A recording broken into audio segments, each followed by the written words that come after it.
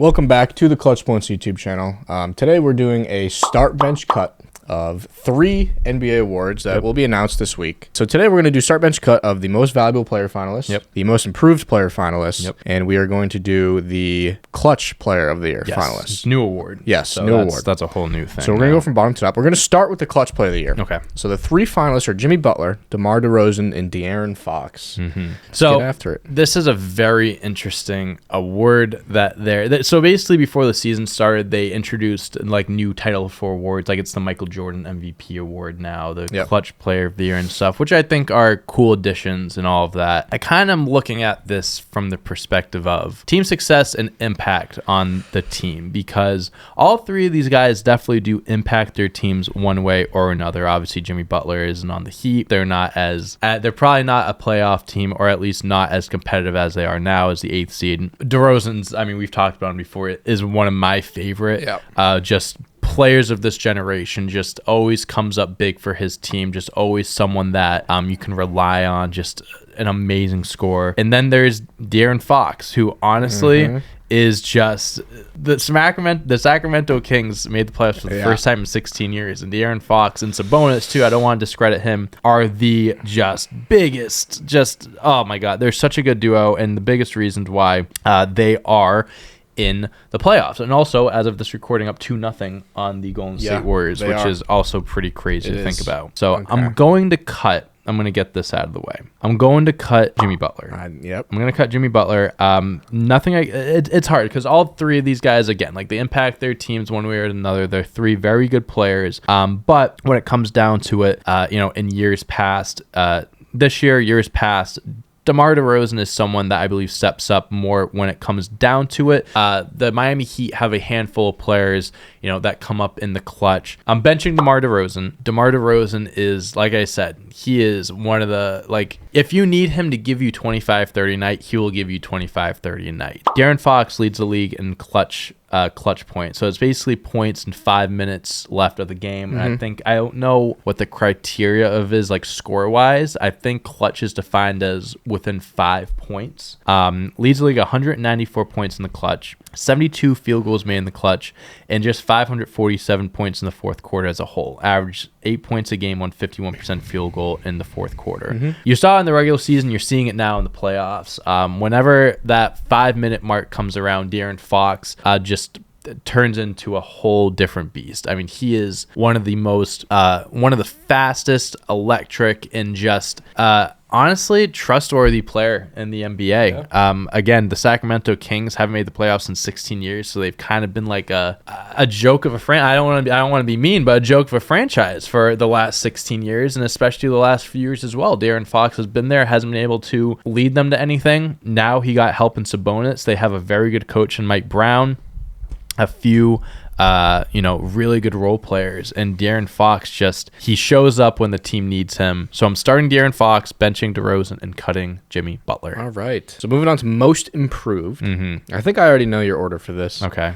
We have Jalen Brunson from the Knicks, Shai Gilgeous-Alexander, and then Lauri Markkanen. Yeah. So I want to give all 3 of these players their flowers before I get into this, because Jalen Brunson, I'll start with him. 8-point increase from last year. Goes from the Dallas Mavericks didn't want to bring him back for whatever reason. And obviously, honestly, pretty bad decision on their end, because Luka's a guy that voices displeasure. Mark Cuban's like, oh, the parents got in the way of this and that. It's like, okay, but you gotta do what you gotta do to keep an impact player, and that's what Jalen Brunson is. Lauri Markkanen averaged 25 points a game this year, which is, he goes from averaging 14.8 points a game to 25.6, which is a ton. Upped his rebounds by 3. And then Shai Gilgeous-Alexander, who is I have a special place in my heart for Shai Gil. I love him, dude. I think he's just, for a 24-year-old, averaging over 31 points a game. It's crazy. And barely shoots any threes, to be completely honest with you. Only shoots 2 threes a game. This, honestly, I think should be the hardest award. The hardest award to give to someone. Because all 3 of these guys really do deserve it. If I have to rank them, I think Lauri Markkanen has the best case to win, but I'm cutting him. Wow. All right. I'm cutting him. See, that's what I thought initially. Yeah. I'm benching Jalen Brunson. Yep. Starting Shea. I mean, again, you can say the same thing of the Jazz, like, oh, they didn't make the playoffs. They didn't.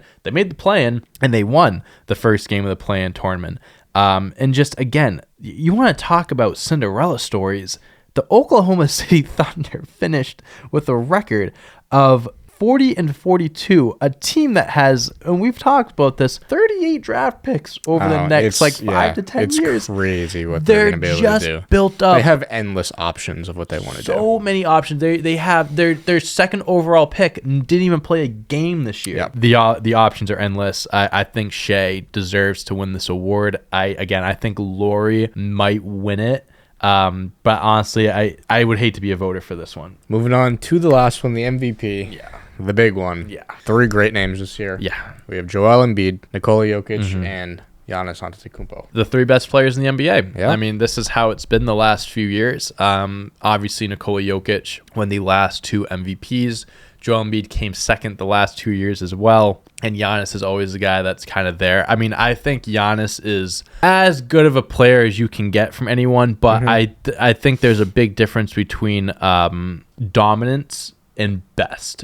MVP, though, is an award that you have to think, obviously it's in the name, most valuable player. You take that player off of that team, how good are they? You take Giannis off the Bucks. I'm not saying that they're a great team by any means, but I think you take Giannis off the Bucks, they're very deep. I think they're still a good team. Not to take anything away from Giannis, but that's just a fact. Oh yeah, 100%. And I get they were the number 1 seed in the East. I don't think being number 1 in your conference should be the end all be all debate here. So I'm just gonna get out of the way. I'm cutting Giannis because it's a 2-man race. It has been like this the last 2-3 years, and it's like it again this year. Jokic versus Embiid is a tale as old as time. This is going to go down as one of the best. Who is the best center of this generation? And it's always going to be these 2 guys up there. Now, I am for a large part of the season, I was for Jokic winning the MVP. Yep. 3-peat, and not like it's not a debate of like who deserves it more. They both deserve it. Embiid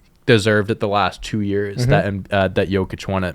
I think last year was a very big I don't know if they got it right this year type of thing, but both years both guys make a very good case for it, and I genuinely believe that this is going to go down as one of the closest MVP races it's gonna be close. In history. Because you saw there was a poll that came out, like voters, like voting numbers and stuff, and it is like it's neck and neck. It's gonna come down to just a few voters and whatever the narrative they want to pick for it. I would love to see Jokic win it 3 straight years, because almost, first of all, averaging a triple-double in a season, we've only seen it from 2 players, Oscar Russ and Russell Westbrook has done it a handful of times. Never from a center, and I don't know if you'll ever see it from a center. I think he is so deserving of it, 3-peating, being the first player since Larry Bird to 3-peat MVPs. But this is the year that Embiid wins it. So I'm benching Jokic and I'm starting Embiid, because like we're looking at the last 3 years. It's been a 2-man race the last 3 years, really. It would really be hard and tough to look back on this like little like 3 years 3-year thing and say Embiid didn't deserve to win one of those. If you look back on it and say, wow, Jokic won all 3 of those, as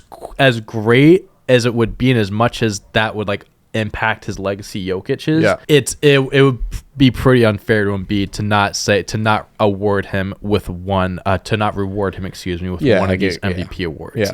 All right, that's what I'm rolling with. So put in the comments who you think who you think are going to win these awards, who you would start bench cut for the MVP, for the most improved player, and the clutch player of the year. The awards get announced very soon. The clutch player gets announced tonight as of this recording. So when this video comes out, you probably will know who won at that point. But let us know who you'd start bench cut. Make sure to like this video, subscribe to this channel, check out Clutch Points on all other platforms like TikTok, Twitter, Facebook, Instagram. Look us up. We are on there. And Ben, I think that's it for today. I think so. All right. Till next time. See you. Peace.